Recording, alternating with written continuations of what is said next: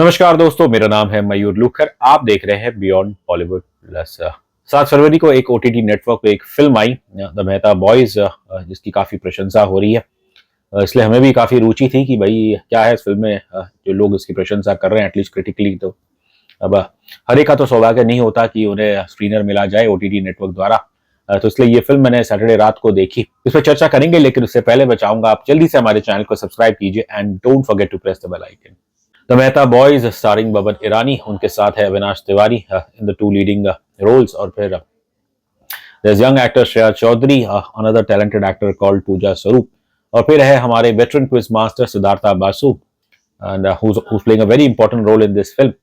बबन ईरानी साहब की खास बात यह है कि he's a late bloomer in his career। इनकी पहली फिल्म जब इन्हें मिली थी, जब ये 40 पार कर चुके थे, शायद जब इन्हें मुन्ना भाई MBBS मिली थी, he was around 42-43। और वो फिल्म चल गई, हिट हो गई। उसके बाद एज दे से द रेस्ट इज हिस्ट्री। जैसे बतौर एक्टर उनका करियर लेट शुरू हुआ। अब 65 साल की उम्र में वो डायरेक्टर बने हैं पहली बार, और उन्होंने ये फिल्म बनाई है द मेहता बॉयज। हाल ही में एक इंटरव्यू में बबन ईरानी साहब ने एक बहुत अच्छी बात कही। उनसे सिंपल सवाल पूछा गया कि what makes a great script. जवाब देते वक्त बबन ईरानी साहब ने कहा कि ये बड़ा डिफिकल्ट है आंसर करना, लेकिन फिर उन्होंने जेस्टिकुलेट किया, हाथों द्वारा इशारे करते हुए कहा कि एक अच्छी फिल्म वो होती है कि जिसकी एक कहानी तो रहती है, लेकिन उस कहानी के अंदर क्या कहानी है, जो कि असली कहानी है। That is what basically according to him is a great script. वाकई बहुत ही सही बात, बहुत ही I would say profound thought है बबन ईरानी जी का। बस कम शब्दों में कहूं तो मेहता बॉयज उसकी अपनी एक ब्यूटीफुल कहानी है, लेकिन इस मेन कहानी जो ऊपर की कहानी है, उसके नीचे कई कहानियां हैं, और साथ ही साथ एक कुछ मैसेजिंग भी है। यहाँ मैं क्लियर कर देता हूँ कि ये फिल्म कुछ आपके दिमाग में जोर नहीं डालती, बल्कि ये सीधा आपके दिल के तार से जुड़ जाती है। तो मेहता बॉयज एक बहुत ही सिंपल सी पिता और उनके बेटे की कहानी है। अब इनके रिश्ते में दरार आ चुकी है। अब क्या वाकई ये रिश्ता टूटा हुआ है? Well, I really don't know.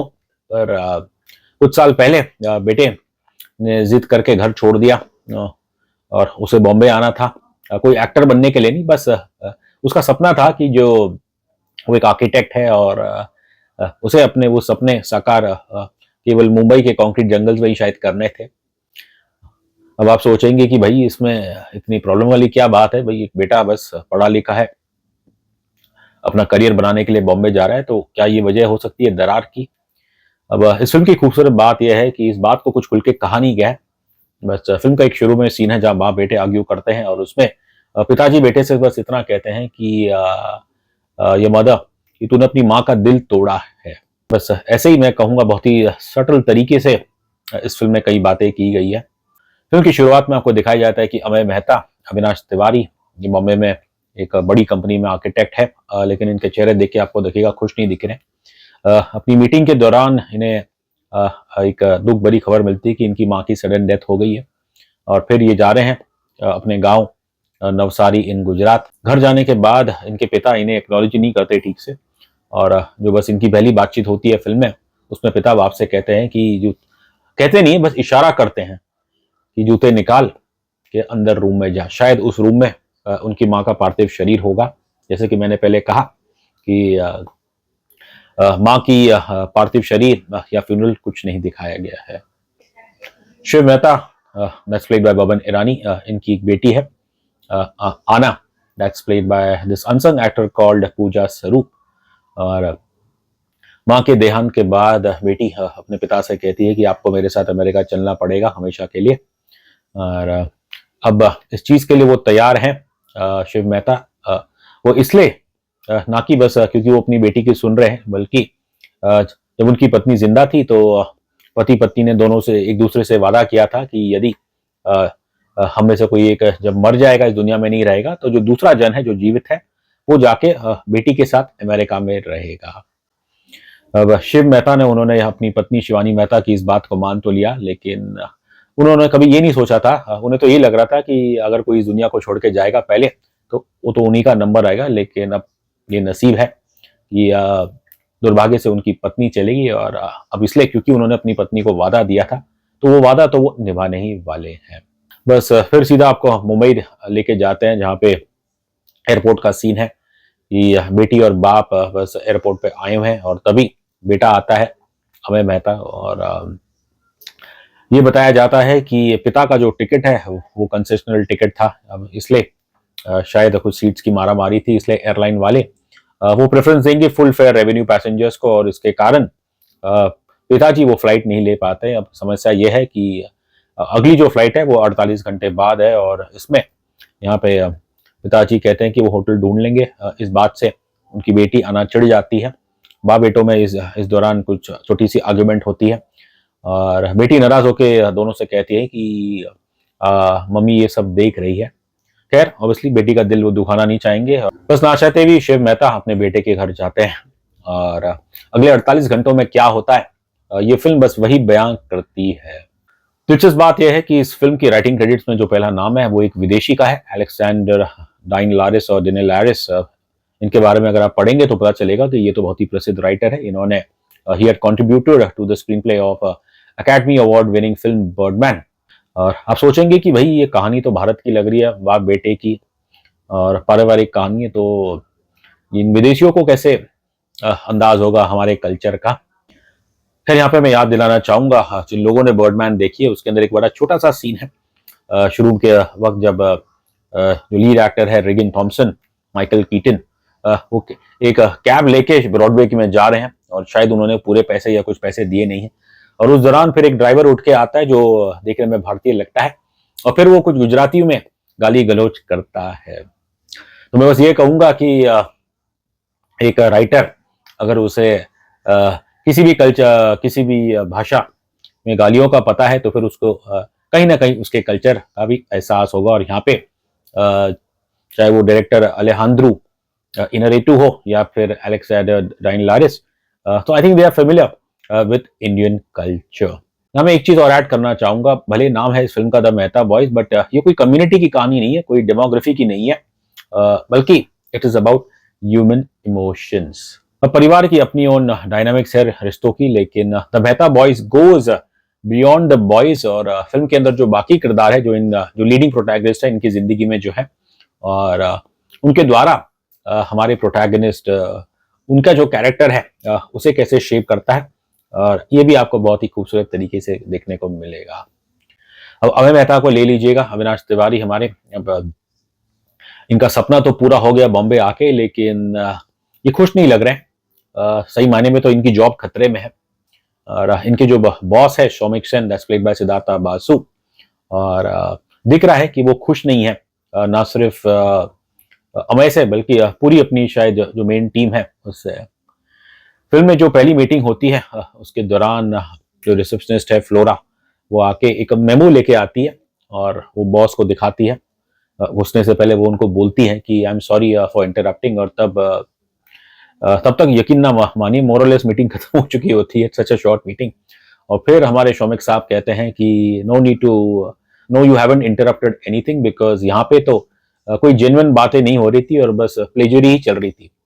अब जब ये शब्द आप सुनते हैं तो कहीं ना कहीं हमारा बॉलीवुड क्या उसकी भी यही समस्या तो नहीं है। ये जो कंपनी है सेंस एंड संत एसेस, तो यहाँ पे कोई चापलूस लोग तो नहीं है, लेकिन जो दिख रहा है या जो महसूस हो रहा है कि यहाँ पे एम्प्लॉइज ज्यादातर शायद स्टाइफल्ड है, अपने में ही रहते हैं, और एक हायरार्की यहाँ पे शायद फॉलो हो रही है, और जो शायद सबॉर्डिनेट्स हैं वो डरते हैं अपने सीनियर्स के सामने कुछ बोलने के लिए। इसमें कोई दो राय नहीं है कि यहाँ पे ज्यादातर जो एम्प्लॉइज है बस वो अपनी जॉब बचाने के लिए ही यहाँ पे काम कर रहे हैं। अब हमारे अमय भाई साहब वो क्या करते हैं इम्प्रेस करने के लिए, वो अक्सर मीटिंग में 15 मिनट पहले आ जाते हैं, और एक बड़ा अच्छा सीन है जब शायद इनकी दूसरी मीट कुछ होती है जिसके अंदर ये ऑलरेडी आ चुके हैं, और बॉस इन्हें देखते हैं कि अरे आप मीटिंग को तो अभी टाइम है, आप इतनी जल्दी आ गए, और वो उनसे कहते हैं कि वो टाइम पे आना पसंद करते हैं। तब बॉस उनसे पूछते हैं कि क्या आप कुछ, एक बाजू में चार्ट पड़ा होता है तो बॉस को लगता है कि शायद ये कोई डिजाइन लेके आया है, आर्किटेक्चरल डिजाइन। तब वो उनसे पूछते हैं कि क्या तुम कुछ दिखाना चाहते हो। बस हमारा अमेश साहब बस ही शेक्स हिज हेड। अगले शॉट में शौमिक सेन उठते हैं, दारू का ग्लास भरते हैं, और फिर वो अमेश से कहते हैं कि कहीं ना कहीं नसीहत दे रहे हैं उन्हें कि जब मैं तुम्हारी उम्र का था तब मेरे पास विजन थी, कॉन्फिडेंस नहीं थी, और अब मेरे पास कॉन्फिडेंस है लेकिन अब दुर्भाग्य से मेरे पास विजन नहीं है। बेसिकली ये इनडायरेक्टली मेरे ख्याल से इशारा है एम्प्लॉय को कि भैया अपनी पुल अप या सॉक्स, वरना आपकी तो नौकरी जाने वाली है। और फिर जो अगली मीटिंग होती है उसके खत्म होने के बाद शौमिक सीधा हमें से कहते हैं कि मुझे पता नहीं मैं क्यों तुम्हें इतनी भारी सैलरी देता हूँ। एक इंसान जो काम में स्ट्रगल कर रहा है, अब जाहिर है तो इसका असर घर पे भी पड़ेगा। अब दुर्भाग्य से ये तो अकेला रहता है। इसकी ऑफिस की एक कलीग है Zara, that's played by Shreya Chaudhary. ये उसे पसंद करता है लेकिन इस लड़की ने उससे कुछ कमिट नहीं किया है। ये इंसान ऑब्वियसली मैं कहूंगा कहीं ना कहीं लोनली है, और अपने घर में ये कभी भी बत्ती बंद नहीं करता है, बत्ती बंद करके नहीं जाता है। ये कहता है कि इसे अंधेरा पसंद नहीं है। अब ऐसे समय उनके पिताजी जिनके साथ उनके रिश्ते ठीक नहीं है, वो आके इनके साथ रहे 48 घंटे, तो फिर तो यहाँ पे टेंशन बढ़ने वाली है। और आप देखेंगे कि फिल्म के अंदर टेंशन बढ़ती है। और एक सीन तो ऐसा है जहाँ पे बाप खड़े हो जाते हैं इनके सामने हाथ ऊपर करके, बट बेटा ऑब्वियसली बाप पे तो हाथ उठा नहीं सकता, वो बस चुपचाप कुछ कहता जरूर है लेकिन चुपचाप सह लेता है। अविनाश तिवारी का अगर आप करियर देखें तो ज्यादातर जो इन्होंने किरदार प्ले किए हैं वो कुछ ऐसे ही सिमिलर है, जहाँ पे उनका एक अंदरूनी गुस्सा है, उसे वो कंट्रोल करके बैठे हुए हैं और फ्रस्ट्रेटेड है। और कहीं ना कहीं मुझे जब मैं अविनाश तिवारी को देखता हूँ एज एन एक्टर, और वो मेरे को स्टाइफल्ड लगते हैं। इनमें क्षमता जरूर लगती है लेकिन आई डोंट नो, फ्रस्ट्रेट होता हूं मैं कि इन्हें टैलेंट है लेकिन उसे ये पूरी तरह से जस्टिफाई नहीं कर पाते हैं। अब इस कैरेक्टर की बात करूं तो अमय, वो भी एक स्टाइफल्ड ही कैरेक्टर है, तो उस हिसाब से यहाँ पे मेरे ख्याल से हमारे अविनाश तिवारी बिल्कुल परफेक्ट बैठते हैं। इसने ऐसा क्या गलत किया जो उसके पिता के साथ इसके रिश्ते खराब हो गए? सही मायने में तो मुझसे पूछे, ऐसे तो कुछ इतना उसने बुरा किया नहीं, तो फिर क्या यहाँ पे जो पिताजी है वो इसके शब्दों का कुछ गलत मीनिंग निकाल रहे हैं? ऐसा शायद हो सकता है, बट पिता ने भी ऐसा मेरे ख्याल से कोई गलती नहीं की है। बिकॉज ये फिल्म में आप महसूस करेंगे कि जो कुछ बाप बेटे के बीच में नोकझोंक होती है, लेकिन इवेंचुअली जो कुछ पिता कह रहे हैं वो अपने बेटे का भला ही चाहते हैं। मे भी शायद ये बात हमें नहीं समझ पा रहे हैं। हमें के बॉस शौमिक, उनका एक डायलॉग है इस फिल्म में, that fathers and sons always tricky. वाकई ये साबित होता है इस फिल्म देख के।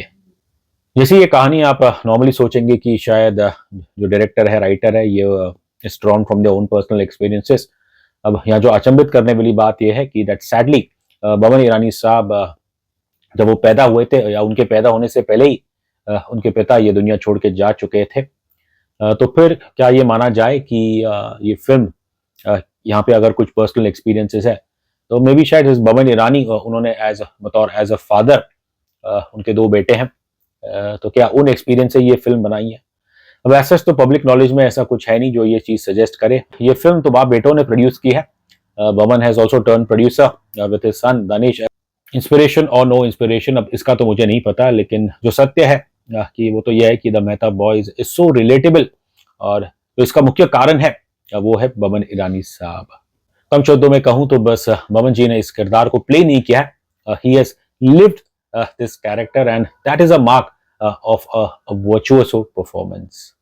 अपने बेटे के साथ तो इनकी नहीं बनती होगी, लेकिन इस फिल्म में जो औरतें आती हैं उनके साथ बड़े स्वीटली बिहेव करते हैं हमारे शिव मेहता।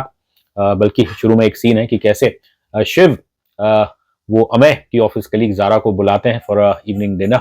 होटल में बैठे हुए हैं तीनों, बाप बेटे और ये लड़की।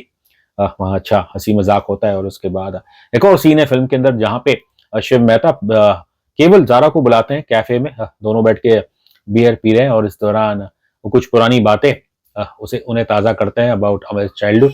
और एक किस्सा है कि कैसे बचपन में अमय के मैथ्स टीचर मुकद्दम सर, उन्होंने माँ बाप को बुलाया था, बेटा शायद उसकी कंप्लेन आई होगी, बराबर पढ़ नहीं रहा होगा, और शिव की पत्नी शिवानी जी ने उनसे कहा था कि आप टीचर के सामने बिल्कुल स्ट्रिक्ट रहना। और फिर वो एक स्ट्रिक्ट फादर बनते हुए नोटबुक उठाते हैं, देखते हैं उसमें इतनी गंदी हैंड राइटिंग है, और फिर बस अपने बेटे का गला पकड़ के उसको शेक करते हैं और बोलते हैं कि Shiv, Amay what is this, कि such a bad handwriting, और आपने अपने टीचर की सम्मान नहीं की। ये सब देखे टीचर मुकद्दम सर घबरा जाते हैं, और उनके मुंह से निकल जाता है कि अरे अरे सर स्टॉप इट, वो अमय की नहीं, वो मेरी राइटिंग है। जबरदस्त सीन है ये, आप देखना कि और कैसे हम श्रेया चौधरी इसे सुन के हंसती है, दर्शक भी बिल्कुल वैसे ही हंसेगा। अक्सर कहा जाता है कि पिताजी डॉटर्स की सुनते हैं और शायद सन्स ममास बॉयज होते हैं।